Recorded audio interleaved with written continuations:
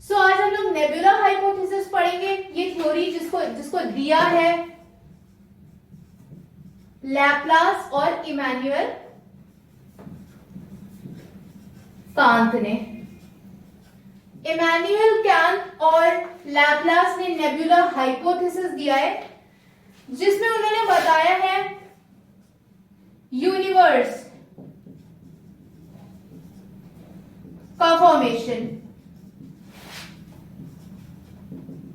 उन्होंने बताया कि किस तरह से हमारा यूनिवर्स, हमारे प्लैनेट्स, हमारे सोलर सिस्टम का क्रिएशन हुआ।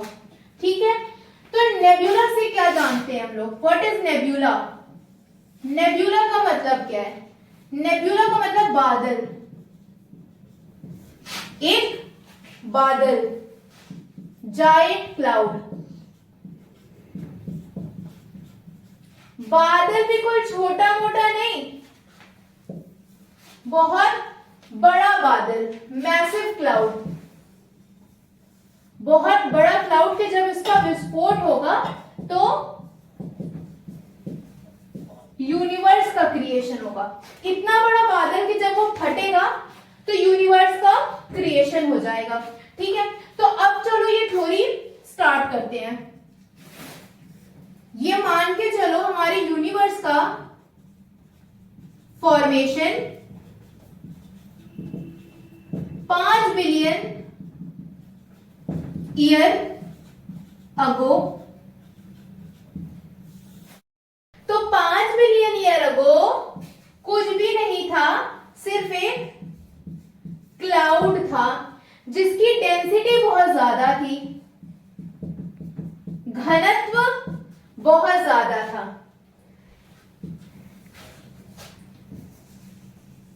बादल, डेंसिटी बहुत ज्यादा। एक दिन उसका रोटेशन शुरू हुआ। पूछो मैम कैसे रोटेशन शुरू हुआ?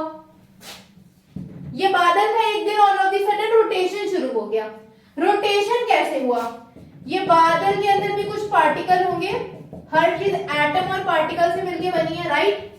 तो अब जो इसके पार्टिकल्स हैं, हर डायरेक्शन में ग्रेविटी लगी। ग्रेविटी क्या करती है? चीजों को नीचे, downward pressure, gravity downward pressure लगाती है। हर तरफ अपना अपना डाउनवर्ड प्रेशर लगा। इधर इस डायरेक्शन में डाउनवर्ड प्रेशर, इस डायरेक्शन में, हर डायरेक्शन में अगर डाउनवर्ड प्रेशर लग रहा है तो इट टेंड टू रोटेट। समझ में आ रहा है? अलग अलग डायरेक्शन में प्रेशर लग रहा है, डाउनवर्ड, रोटेशन हुआ। जब रोटेशन होगा तो क्या होगा? जब चीजें घूमेंगी तो ये सारी बिखरी हुई चीजें सेंटर में आना शुरू हो जाएगी। एग्जाम्पल देखो, एग्जाम्पल हो, तुम एक टॉफी ले लो, एक ट्रे में कई सारी टॉफी को फैला के रख दो। एक ट्रे में तुम कई सारी टॉफी को फैला के रख दो और टॉफी को हिलाना शुरू करो। टॉफी कहां जाएगी? फैली हुई रहेगी कि समेटना शुरू कर जाएगी? समेटना शुरू हो जाएगी, एक जगह गोले में आना शुरू हो जाएगी, बीच में इकट्ठा होना चला जाएगी। तो तुम जानोगे यहां पे तो तुम्हारा रोटेशन सर्कुलर मोशन में हो रहा है। जब सर्कुलर मोशन में रोटेशन हो रहा है तो घनत्व यहाँ पे किसका जल्दी जल्दी बढ़ता जाएगा? डेंसिटी कहाँ पे? सेंटर की तरफ डेंसिटी बढ़ती गई। तो जब सब कुछ सेंटर में एक्यूमुलेट हो गया तो अब क्या होगा? तुम बताओ क्या होगा? बताओ, दिमाग पे जोर डालो। नहीं दिमाग में आ रहा है? सब कुछ जब सेंटर में आ जाएगा तो कॉर्नर फ्लैट हो जाएगा। कॉर्नर में कुछ है ही नहीं, तो वो एक फ्लैट डिस्क लाइक शेप हो जाएगा। कुछ है ही नहीं, जितना कुछ था वो सब यहां आ गया है। ये भारी हो गया है, ये डेंस हो गया है, सेंटर की डेंसिटी बढ़ गई है, सब कुछ सेंटर पे आ गया है, कॉर्नर फ्लैट हो गया क्योंकि फ्लैट उसमें कुछ नहीं है। अब इसके अंदर लगा फ्रिक्शन, टकराव, इसके पार्टिकल के अंदर टकराव शुरू हो गया। देखो तुम ये मान के चलो, दो चीज जब आपस में रहती है तो टकराव होता है। पास में कोई चीज है और कंटिन्यूसली हिल रही है,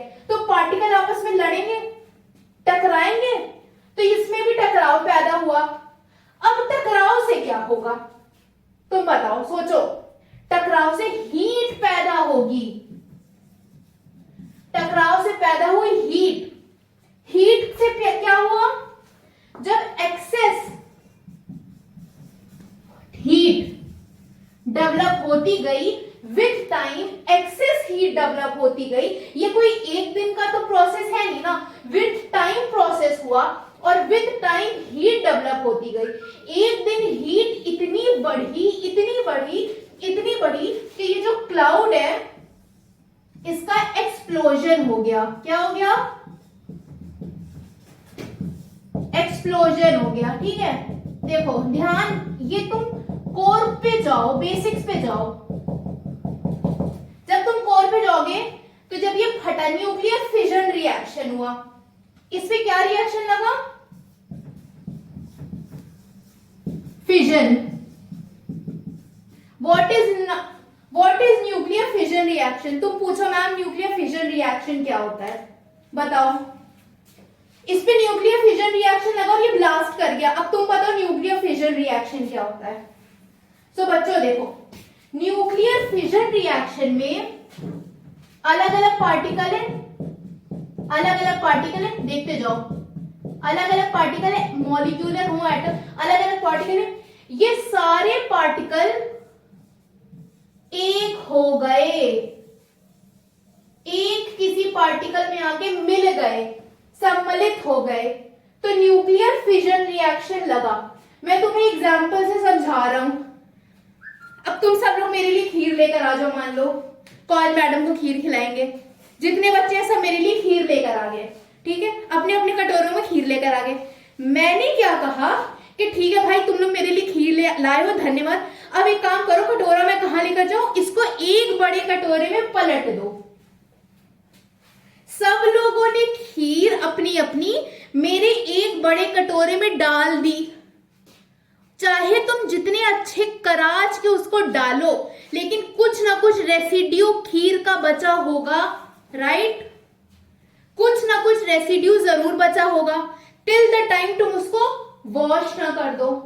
तो सेम प्रोसेस यहां लगा, जितने एटम हैं सारे एक बड़े एटम में कन्वर्ट हो गए, तो उससे कोर बना, और जो बाकी रेसिड्यू एज लाइक बची हुई खीर, उसी तरह जो बाकी का रेसिड्यू हुआ वो एक्सप्लोड कर गया। किसके फॉर्म में कर गया? एनर्जी के फॉर्म में कर गया। वो एक्सप्लोजन किसके फॉर्म में हुआ? जब ये एक्सप्लोजन हुआ तो इससे किसका क्रिएशन हुआ? ये प्रोटोसन का, हमारे प्रोटोसन का, पूरे सन का क्रिएशन नहीं हुआ। सबसे पहले प्रोटोसन बना था, उसके बाद सन बना था। तो जब ये एक्सप्लोजन हुआ तो इसके बाद हमारे प्रोटोसन का क्रिएशन हुआ। तो अभी तक के कॉन्सेप्ट में ये हम देख चुके हैं कि हमारे प्रोटोसन का फॉर्मेशन हो चुका है। अभी तक की कहानी ये थी कि हमारे प्रोटोसन का फॉर्मेशन हो गया। प्रोटोसन जब बना, ठीक है, ध्यान देना, ये कोर है, ठीक है, डेंस। एक्सप्लोजन से पार्टिकल दूर दूर तक चले गए। कोर के पास जो एलिमेंट है उनका मेल्टिंग पॉइंट बहुत ज्यादा है। कोर खुद इतना गर्म है, जो एलिमेंट उसके मेल्टिंग पॉइंट को कंपीट कर सकते हैं वही तो उसके पास रहेंगे। जिनका मेल्टिंग पॉइंट कोर से ज्यादा है, या जिनका मेल्टिंग पॉइंट इतना ज्यादा है कि वो बहुत देर में पिघलते हैं, वो एलिमेंट कोर के पास रह गए। और पेरिफेरीज पे कौन से एलिमेंट गए? लाइटर एलिमेंट पेरिफेरीज पे चले गए। ये एलिमेंट क्या है? लाइटर, ठीक है, ध्यान देना, ये लाइटर एलिमेंट है, ये denser. These are denser element and these are lighter element. अब तुम कहो मैम सन तो बन गया, अब हमारे प्लैनेट कब बनेंगे? ठीक है, तो चलो बैठो, मैं तुम्हें बता भी देती हूँ प्लैनेट के बनने की कहानी क्या है। अब जब ये प्रोटोसन बन चुका है, ये प्रोटोसन बन चुका है, तो प्रोटोसन के यहां पे जो मोल्टेन मेंटल है, जो ये हमारे मॉन्टल मेंटल है और डस्ट पार्टिकल, इनका रिएक्शन हुआ, आपस में इनका रिएक्शन हुआ, टकराव शुरू हो गया, ठीक है, इनका आपस में टकराव शुरू हो गया। मॉन्टल मेंटल का डस्ट पार्टिकल से जब कोलिजन शुरू हुआ तो रॉक्स का फॉर्मेशन हुआ, पत्थर का। पत्थर कैसे बने? पहले स्टार बना, फिर सन बना, फिर पत्थर बने। मैडम पत्थर तो बन गए, प्लैनेट्स कब बनेंगे? बेटा वेट करो, प्लैनेट्स ही बनने जा रहे हैं। पत्थर बन गया, अब पत्थर अलग अलग, ये सन है हमारा, सन तो नहीं, प्रोटो सन है। ये क्लस्टर्स ऑफ पत्थर है अलग अलग छोटे छोटे। ये बाहर का केस है जहां पे गैस है, ठीक है। अब ये इन दोनों के बीच में भी कुछ अट्रैक्शन होगा, हर चीज के बीच में आपस में अट्रैक्शन फोर्स लगता है, इन लोग का बीच में भी अट्रैक्शन लग रहा है, ठीक है। जब आपस में अट्रैक्शन लगा पार्टिकल में तो ये रॉक ये दोनों रॉक के मेंटल रॉक की पार्टिकल्स का आपस में जब यहाँ पे रिएक्शन हुआ, या जिसे कहते हैं हम लोग, ये दोनों आपस में कोलाइड करे तो एक बड़ा रॉक बन गया, ठीक है। रॉक का कोलिजन क्रिएट करा बड़ा rock by process of accretion. By process of accretion हमारे पथरीले रॉकी प्लैनेट पथरीले ग्रह रॉकी प्लैनेट्स का फॉर्मेशन हुआ। अब पूछो मैम एक्रीशन क्या है? What is the process of accretion? तो बेटा लेयरिंग में एक के बाद एक लेयर में किसी चीज का फॉर्मेशन होए तो उसे एक्रीशन कहते हैं, ठीक है। लेयरिंग में कोई चीज फॉर्म हो तो उसे एक्रीशन कहते हैं। तो ये हमारे रॉकी प्लैनेट कौन से होते हैं? मरकरी, वीनस, अर्थ, मार्स, ये तीन हमारे रॉकी प्लैनेट्स होते हैं जिनको हम लोग टेरेस्ट्रियल प्लैनेट भी कहते हैं, ठीक है। अच्छा मैम, तो ऐसे फॉर्मेशन हुआ प्लैनेट्स का? हाँ बेटा, पहले पत्थर बने थे, उसके बाद फॉर्मेशन हुआ था प्लैनेट्स का, ओके। अब बेटा ये तो थी कोर के पास की कहानी। मैंने तुम्हें कोर के पास की कहानी बताई, प्रोटोसन हुआ, उसके पास की कहानी ये थी। अब यहाँ पे तुम जानो कहानी बाहर कुछ और चल रही थी। कहाँ पे बाहर मैम? बेटा यहाँ पे ये एक्सप्लोजन हुआ था, जो लाइटर एलिमेंट दूर गए थे, यहाँ कहानी कुछ और चल रही थी। अच्छा मैडम, हाँ बेटा, अब सुनो, यहाँ पे कहानी चल क्या रही थी? एक्सप्लोजन से जो एलिमेंट बचे और वो बाहर गए, जिनकी मेल्टिंग पॉइंट बहुत ही कम था, जैसे एक्सप्लोजन हुआ मेल्ट हुए बाहर गए। ये एलिमेंट क्या बने? वाटर वेपर बने। यहाँ पे तुम सुनो, इसको तुम यहाँ पे जानो कि ये एक्सप्लोजन हुआ, ये सन है। जब इसका एक्सप्लोजन हुआ तो लाइटर गैसेस यहाँ चली गई, ठीक है। सबसे पहले लाइटर गैसेस यहाँ आ गई। बेटा ड्राइंग पे मत जाना, कॉन्सेप्ट्स पे फोकस करो, ठीक है। लाइटर एलिमेंट्स यहाँ पे आ गए थे। लाइटर एलिमेंट्स जब बाहर गए तो ये वाटर वेपर में कन्वर्ट हुए। मैम ये वाटर वेपर में कैसे कन्वर्ट हो गए? बेटा आप कॉन्सेप्ट पे फोकस करो, कॉन्सेप्ट को बताने के लिए कहा ना। कॉन्सेप्ट में ये है कि देखो, कोर बहुत ज्यादा गर्म था तुम्हारा, कोर फटा। जब फटा, हीटेड मटेरियल जो धीरे धीरे धीरे ऊपर गैस के फॉर्म में जाता है और वो ठंडा होता है तो वो वाटर वेपर में कन्वर्ट होता है। सही बोल रहे हैं? बचपन का तुम कहानी याद करो जरा। पानी को तुम उबालो, ठीक है। पानी को उबालो, जब उसमें से भाप निकलने लगे उस पर प्लेट ढाक दो और नीचे से पानी बंद कर दो। जब गैस तुमने बंद कर दिया तो ऊपर तुम क्या देखोगे? ऊपर तुम्हें मिलेगा कि ऊपर प्लेट में वाटर वेपर बन गए हैं। क्या बन गए हैं? वाटर वेपर बन गए।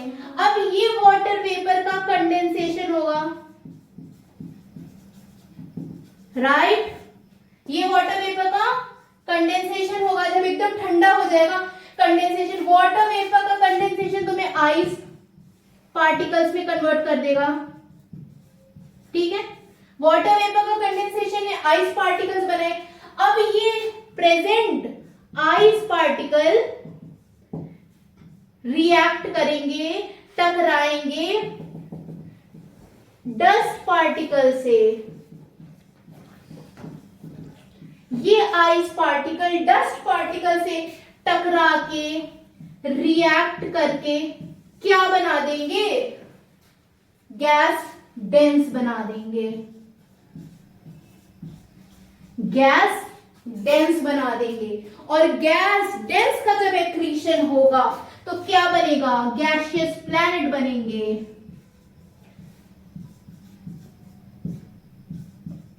गैसियस प्लैनेट बनेंगे जिनको हम लोग क्या बोलते हैं? Jovian planets. जोवियन प्लैनेट्स कौन कौन से होते हैं मैडम? जुपिटर, सैटर्न, यूरेनस और तीसरा लास्ट कौन सा होता है?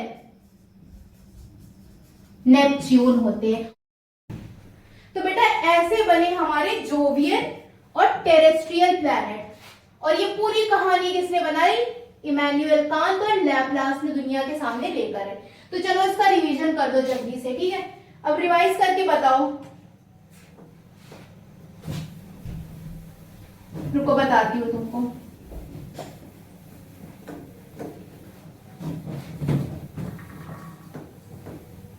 ठीक है, समझ गए? अब जल्दी से इसके क्रक्स को बता दो। सबसे पहले क्या था? सबसे पहले बादल था। बादल के पार्टिकल्स में लगा ग्रेविटेशन। ग्रेविटेशन की वजह से हुआ रोटेशन। ग्रेविटेशन की वजह से हुआ रोटेशन। रोटेशन जब हुआ तो सारे पार्टिकल सेंटर में आने लगे। अच्छा मैडम, सेंटर में आने लगे पार्टिकल तो जो पेरिफेरी थी वो डिस्क लाइक हो गई और सेंटर पे सारे पार्टिकल एक्यूमुलेट हुए। विद टाइम सेंटर पे प्रेशर बढ़ता गया, डेंसिटी बढ़ती गई, तो सेंटर पे क्या लगा? Nuclear fission reaction. Nuclear fission reaction से न्यूक्लियर फिजन रिएक्शन हुआ तो हमारे सन का फॉर्मेशन हुआ। कहते नहीं सन का फॉर्मेशन कौन से रिएक्शन से हुआ था? न्यूक्लियर फिजन रिएक्शन से हुआ था।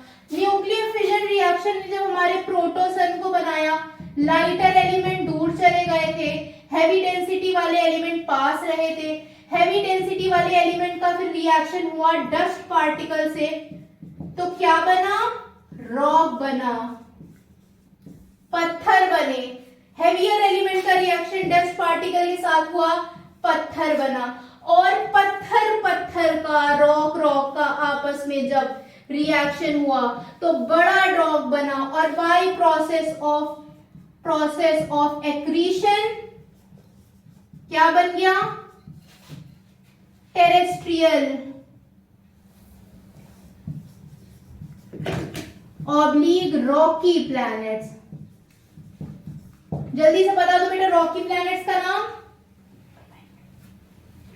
लिखो, वो कमेंट बॉक्स में लिखो। सही बेटा।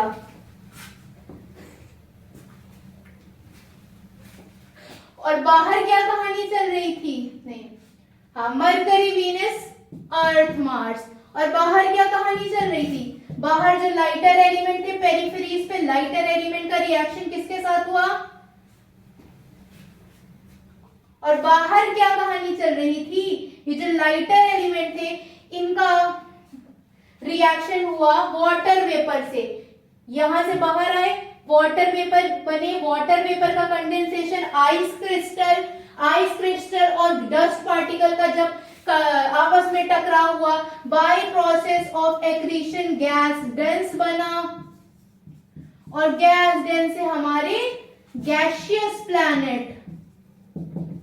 प्लैनेट ऑब्लिक जोवियन प्लैनेट्स का फॉर्मेशन हुआ। तो ये पूरी थ्योरी हमको बताई लैपलास और इमैनुअल कांट ने, और इस थ्योरी का नाम है नेबुला हाइपोथेसिस। तो अब ये थ्योरी क्लियर हो जानी चाहिए। यहां से कोई भी क्वेश्चन आएगा तो कर लोगे? कोई कॉन्सेप्ट क्लियर में डिफरेंस बताओ, कोई दिक्कत? दिक्कत है तो कमेंट बॉक्स में लिख के बताइए, सॉल्व हो जाएगा वो।